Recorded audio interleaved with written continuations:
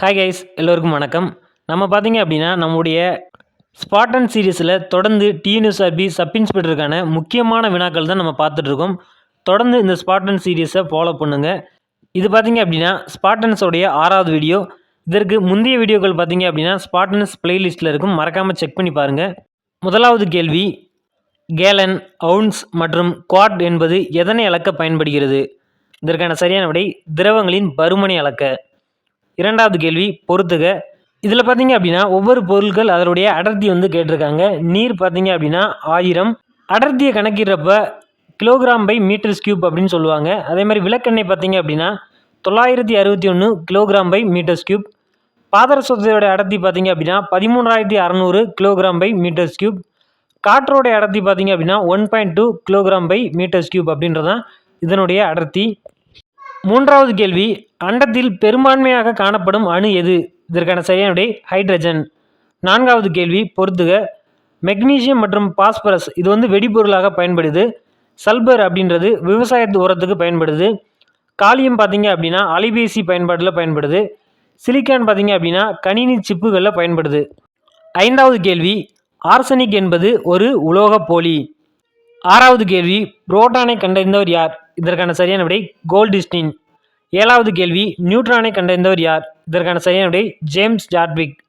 எட்டாவது கேள்வி, காரியம் என்பது இது ஒரு உலோகம். ஒன்பதாவது கேள்வி, பூச்சி உண்ணும் தாவரம் எது? இதற்கான சரியான விடை நெப்பந்தஸ்.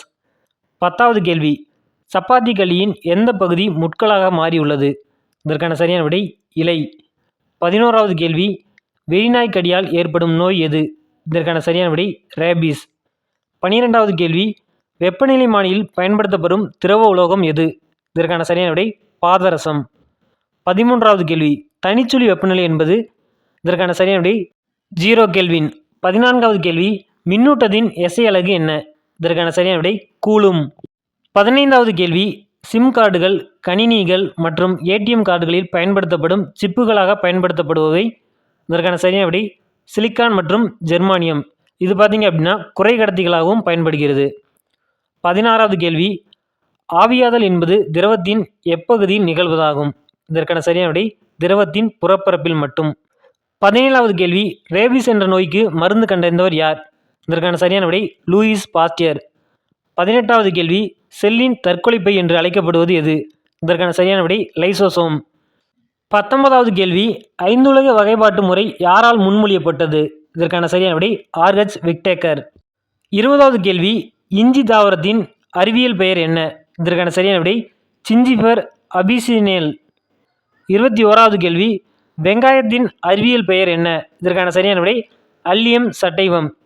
22வது கேள்வி, ஒளி இலை எந்த தத்துவத்தின் அடிப்படையில் செயல்படுகிறது?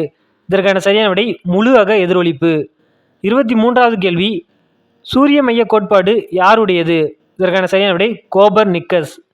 24வது கேள்வி, எட்மண்ட் அலெக்சாண்டர் பாக்ஸ் என்பவரால் உருவாக்கப்பட்ட முதல் நெகிழி எது?